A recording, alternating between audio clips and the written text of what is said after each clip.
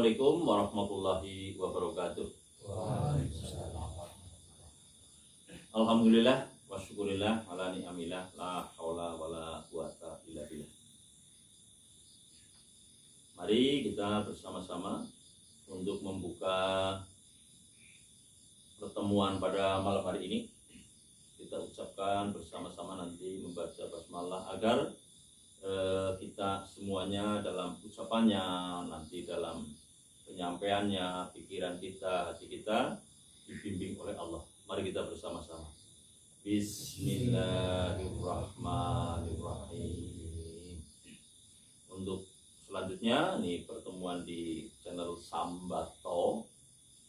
Seperti biasa, saya menunggu adanya satu pertanyaan dari orang-orang yang pada kesempatan hari ini datang ini untuk menyampaikan sebuah pertanyaan. Kalian bertanya, saya mengupayakan untuk menjawab. Ada yang mau bertanya? Ada. Oke, ini alhamdulillah banyak sekali pertanyaan. Jadi makin banyak pertanyaan saya makin senang. Pertanyaan apapun akan saya jawab.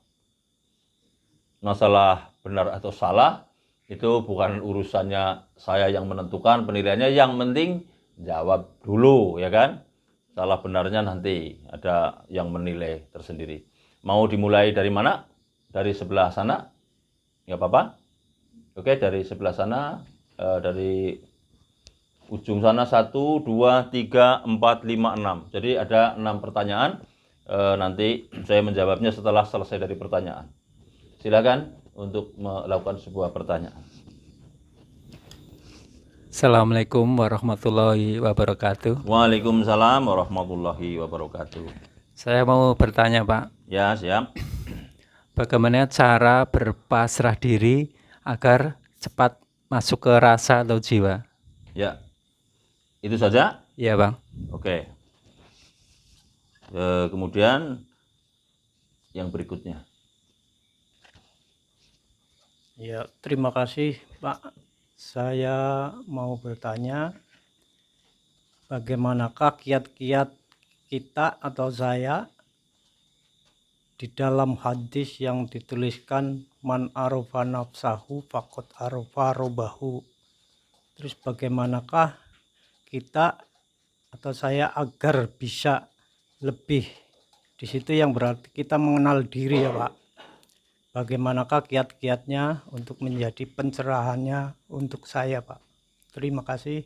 Wassalamualaikum warahmatullahi wabarakatuh. Waalaikumsalam warahmatullahi wabarakatuh. Baik. Ini udah 1, 2. Kalau ini dari Purwokerto saya udah tahu. Ini tadi Mas Sugeng ya, Cilacap ya, Mas Sugeng ya. Mas Sugeng Cilacap. Terus kemudian ini dari Mbak Ati ini. Mbak Ati ini termasuk yang mau memberikan pertanyaan yang ceritanya banyak nih pertanyaannya. Silahkan.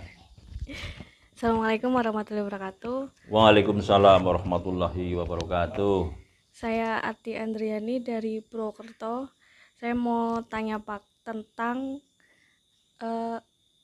sabar. Manusia itu kan banyak keterbatasan gitu Pak. Nah, Ya. apakah sabar itu juga ada batasnya di dalam diri manusia gitu? Padahal Allah itu senang dengan orang yang bersabar. Itu yang masih buat saya masih ada kebimbangan di situ Pak. Oke. Terima kasih. Wassalamualaikum warahmatullahi wabarakatuh. Waalaikumsalam warahmatullahi wabarakatuh. Kemudian dari sebelah sini nih, Pak Mardio, silakan. Pak Mardio, ini Mbak Ati tentang sabar. Assalamualaikum warahmatullahi wabarakatuh. Waalaikumsalam warahmatullahi wabarakatuh. Izin tanya Pak. Ya, siap. Tentang silaturahmi atau silaturahim. Apa persamaan dan perbedaannya antara kata tersebut Dan bagaimana cara kita bersilaturahmi atau bersilaturahmi sesama makhluk antar manusia, dan bagaimana seorang hamba bersilaturahmi kepada Yang Maha Kuasa atau Allah Ta'ala. Terima kasih Pak, pertanyaan itu mohon jawabannya. Terima kasih. Wassalamualaikum warahmatullahi wabarakatuh. Waalaikumsalam warahmatullahi wabarakatuh. Ya, berikutnya pertanyaan nomor 5 nih. Assalamualaikum warahmatullahi wabarakatuh. Waalaikumsalam. Saya mau bertanya Pak, ini masalah dosa Pak. Di suatu negara kan ada pemotongan mayat. Biar mayat itu kalau dibakar katanya tidak meledos atau tidak gimana gitu kan. Yang ditanya saya, padahal yang dipotong itu kan mayat Pak. Apakah yang memotong itu berdosa besar ataukah bagaimana? Apakah yang memerintahkan untuk memotong itu yang berdosa, apa kita yang disuruh memotong itu berdosa Pak? Ya. Sadis ya. Sadisme. Assalamualaikum warahmatullahi wabarakatuh. Waalaikumsalam warahmatullahi wabarakatuh. Nama saya Eko dari Banyumas. Mohon izin untuk bertanya, bagaimana caranya yang terbaik agar supaya kita bisa itu memposisikan diri kita dengan seorang pasien, Pak. Memposisikan dengan seorang pasien. Penyelarasan dengan seorang pasien itu. Berarti ini dalam kaitan penyembuhan. Iya, Pak. Maksudnya memposisikan Supaya bisa cepat sefokus satu frekuensi antara si iya, pasien dengan si juru sembuh itu. Ya. Terus Terus yang kedua, jika masih ada kesempatan, la ilaha illallah, jadi Muhammad Rasulullah. Terima kasih. Assalamualaikum warahmatullahi wabarakatuh. Waalaikumsalam warahmatullahi wabarakatuh.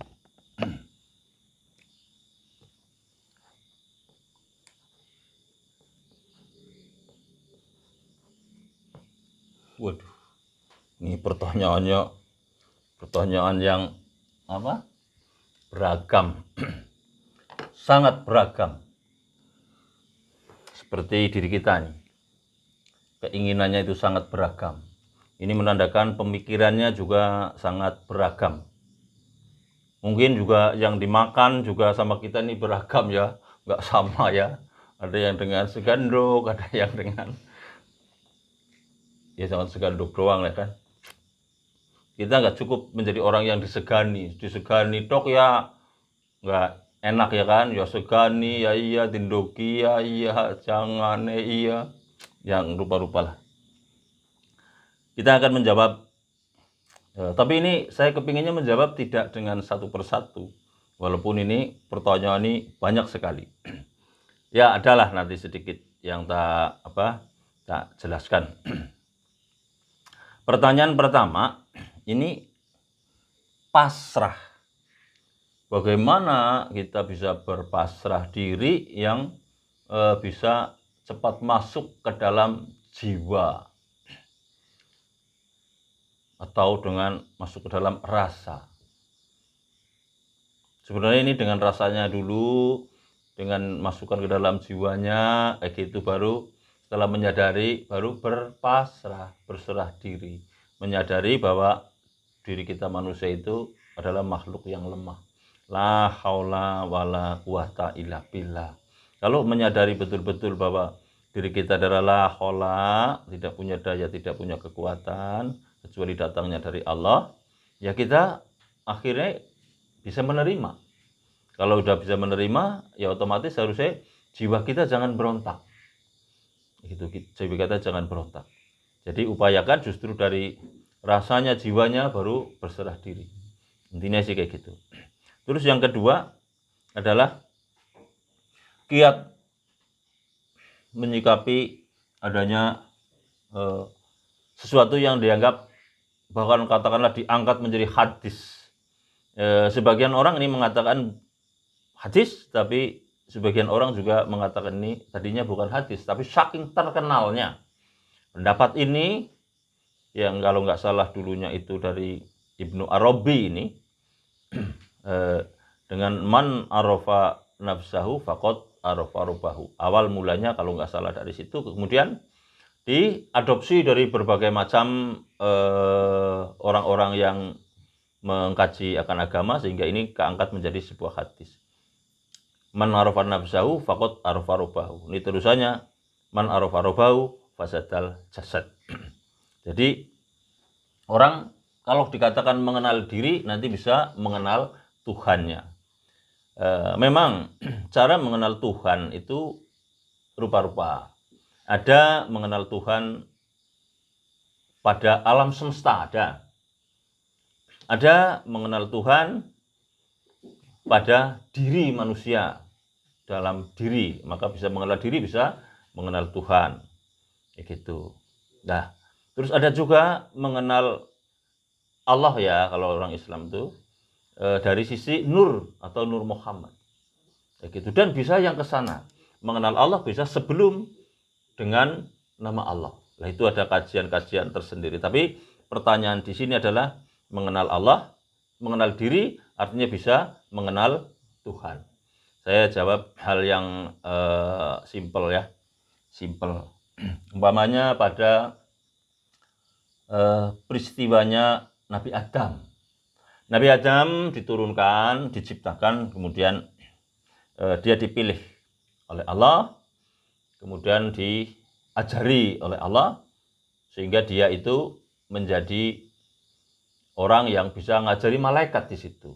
Jadi akhirnya bisa menjadi guru bagi para malaikat. Juga malaikat akhirnya juga jadi guru, termasuk juga bagi para nabi, gitu. Tapi guru sesungguhnya adalah Allah. Nah, di sini maka ada ayat yang menyatakan dengan wa id qulna lil malaikati isjudu ila adam fasajjadu ila iblis aba wastakbara wa kana minal kafirin. Nah, ini menunjukkan bahwa kenapa Allah di situ menyuruh kepada seluruh malaikat suruh sujud juga kepada Adam, gitu. Bukan berarti Adam itu menjadi Tuhan, tidak. Tapi di situ ada sebuah rahasia di mana ada sisi sesuatu yang luar biasa dalam diri si Adam. Mungkin penjelasannya begini. Wa ma khalaqalahu Adam malahada nafi ad-domahu wa mujaddahu waqtarahu li nafsi. Wa kana min khaisul zuhuril haq fi suratihi fihi wa bihi wa huwa. Ketika Allah sudah menciptakan Adam, kemudian dia memuliakan Adam, mengagungkan Adam, dan kemudian memilih Adam sebagai tempat daripada sifat-sifatnya yang benar. Sehingga Allah melihat dirinya ada dalam diri si Adam. Maka seolah-olah engkau adalah aku. Gitu, seolah-olah bahwa di dalam diri Adam, kalau melihatnya bukan dari sisi dohir, melihat dari sisi dalam ya, dari sisi ruhaninya, dari sisi asma-asma yang ada dalam dirinya, maka Allah bisa melihat ke situ. Maka dari situ menggambarkan bahwa bisa untuk jadi pengenalan pada diri manusia untuk mengenal Tuhan, gitu. Maka man arafa nafsahu faqad arafa rabbahu. Itu bisa menjadi sebuah jalan. Bisa saja kalau kamu sadar kalau kamu hamba, jangan sekali-kali kamu mengaku dirimu Tuhan, ya kan? Itu juga bisa. Begitu dengan sadar diri kamu mengenal Tuhan. Gitu. Juga karena diri kita itu la haula wala quwata. Tidak punya daya, tidak punya kekuatan apa-apa. Nah, dari situ tapi kemudian Allah memberikan kekuatannya, memberikan ilmunya, memberikan segala macamnya kayak gitu. Makanya di situ menjadi pembelajaran. Nah, setelah orang mengetahui man arafa rabbahu baru fasadal jasad. Maka sirnalah dirimu, dalam arti sirna itu pengakuan di dalam diri kita harus sudah tidak ada. Tidak ada, karena semuanya karena Allah. Kita ada karena diadakan. Kamu ada karena Allah ada. Jika Allah tidak ada, kamu tidak akan ada. ada, gitu. Karena adanya kamu karena diadakan. Itulah ini jawaban-jawaban singkat saja ya. Tidak ada batasnya. Nah, kalau mau ngasih batasan ya orang sudah tidak sabar. Jadi kalau masih pada sabar, ya nggak ada batasnya. Kalau marah-marah kan sudah tidak sabar itu. Itu bukan sabar ya kan? Itu bukan sabar, namanya juga marah-marah. Dan ini sabar termasuk kunci dari seluruh ibadah. Tidak ada ibadah yang diterima kalau tidak sabar. Sholat ngebut, sholat marah-marah. Jadi makmum aja kadang marah-marah. Begitu jawab, waladhdallin. Amin. Wah itu cengkel, itu nggak baik juga itu. Sedekah juga, nih, nah itu nggak bagus juga, nggak diterima juga.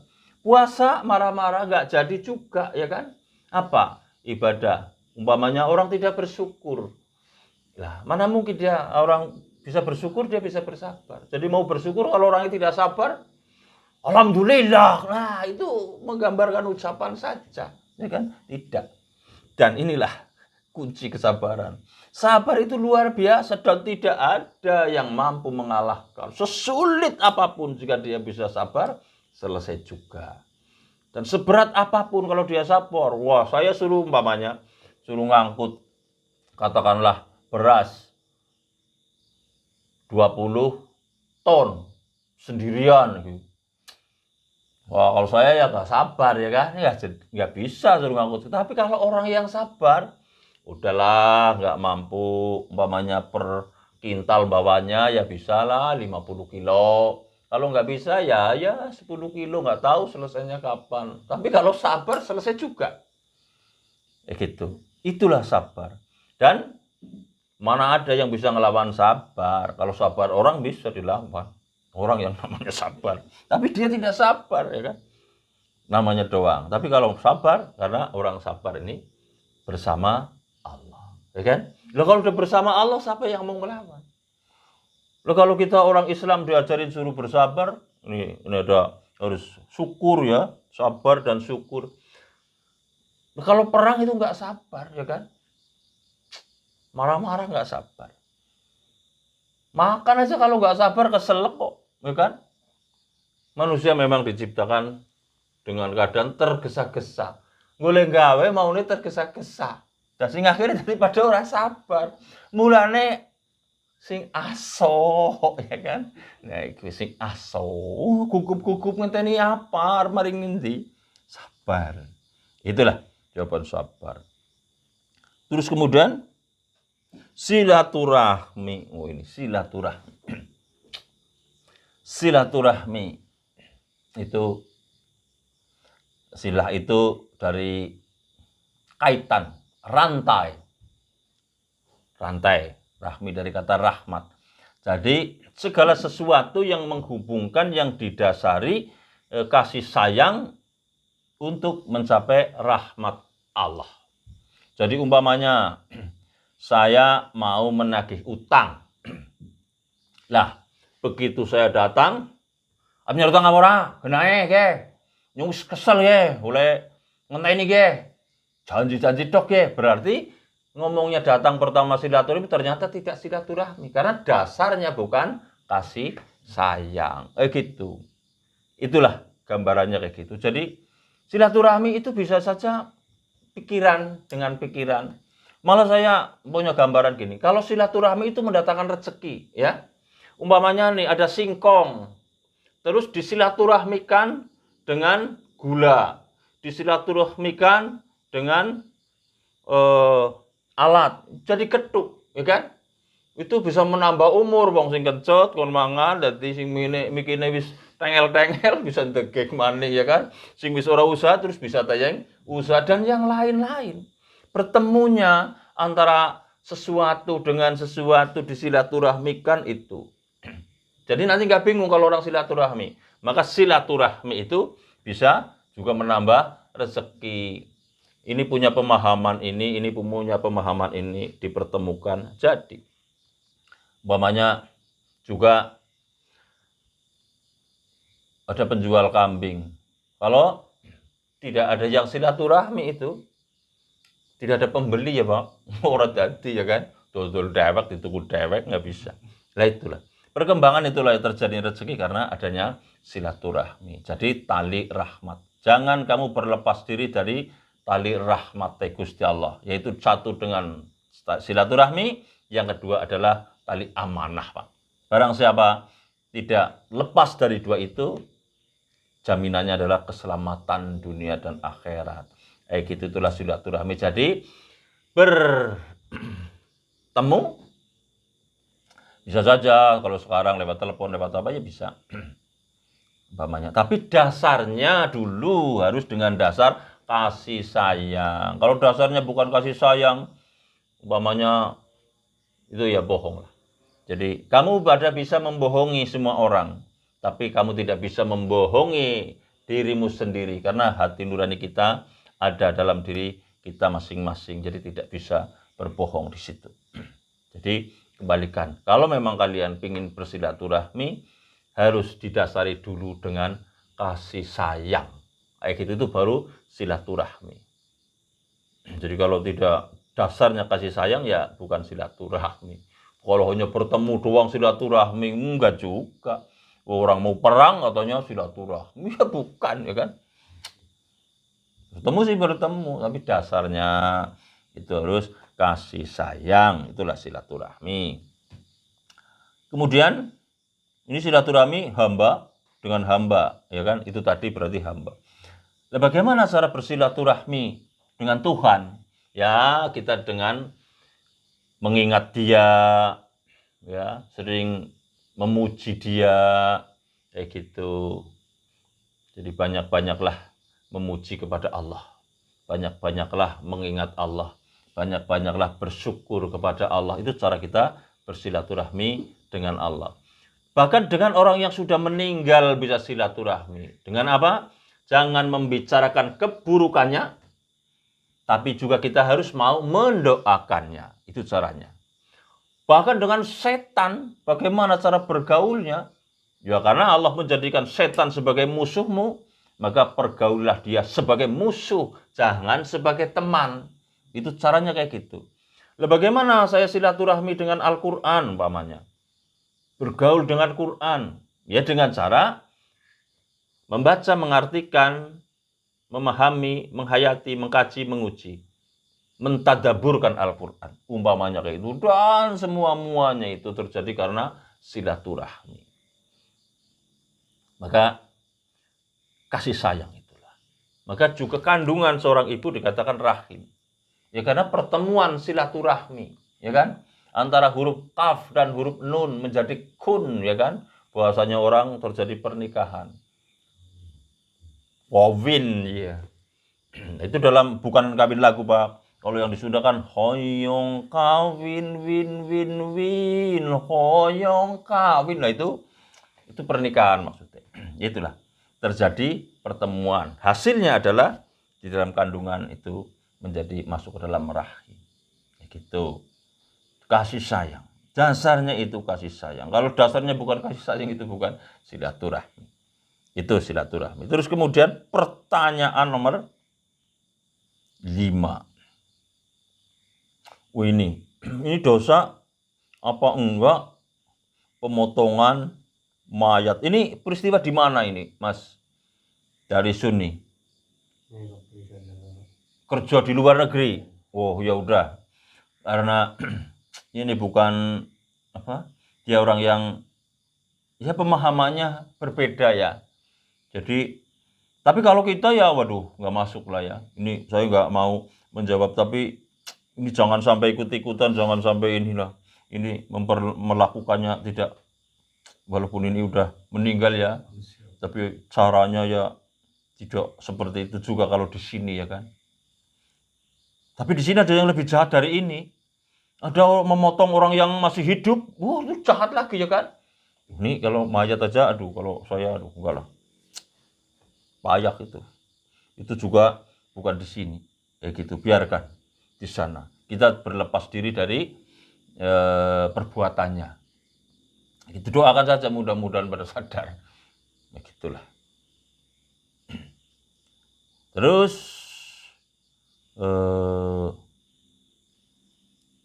memposisikan pasien. Maksudnya ini dalam penyelarasan. Oke, penyelarasan. Jadi yang namanya penyelarasan, menyesuaikan itu ya kita hanya dimintai tolong untuk membantu mereka yang sedang kena musibah, umpamanya dimintai tolong ya, apalagi dia sedang sakit ya, terjadi penyelarasan.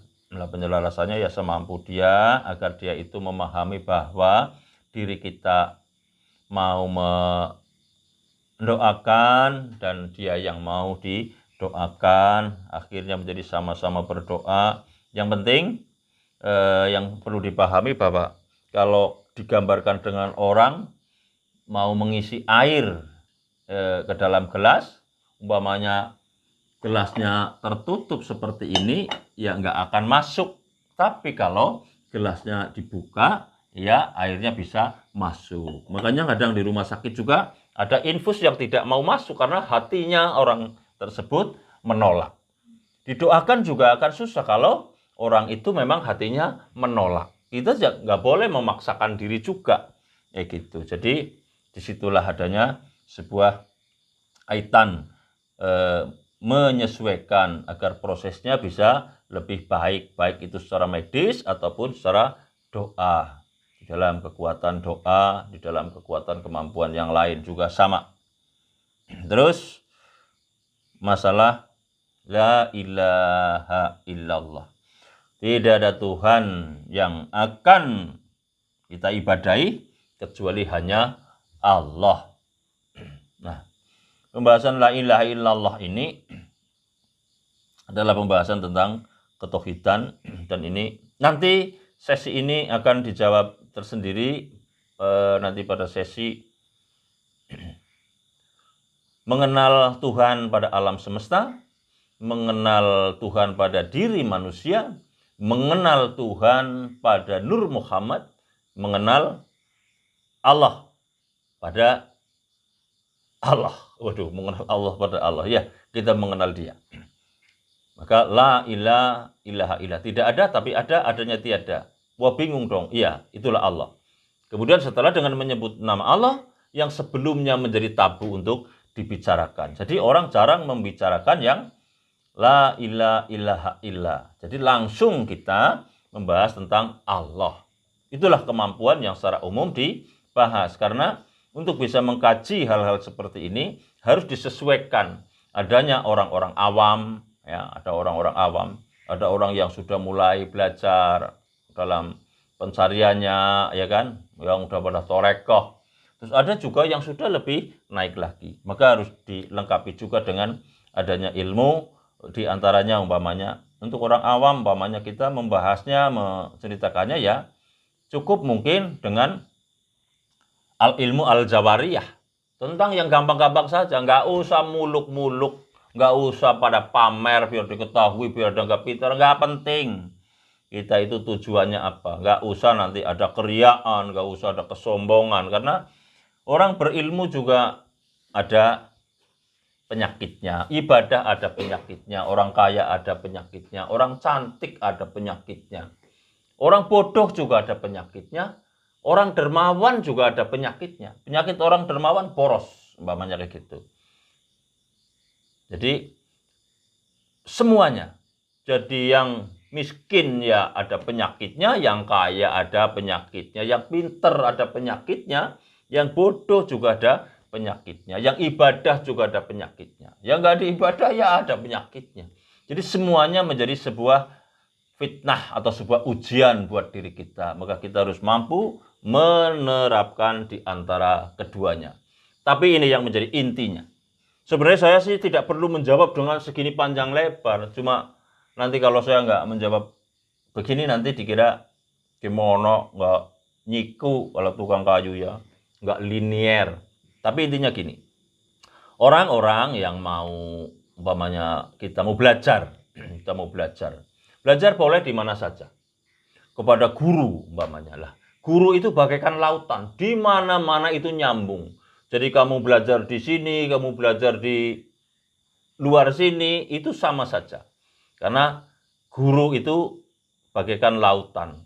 Lah, air laut itu bagaikan ilmu. Jadi ilmu yang akan Anda dapatkan itu kalau kamu mau mencari guru. Kamu belajar kemanapun, kamu harus ketemu guru. Kayak gitu. Nah, sekarang tinggal diri kita. Karena nantinya bagi seorang murid, guru yang akan Anda temukan.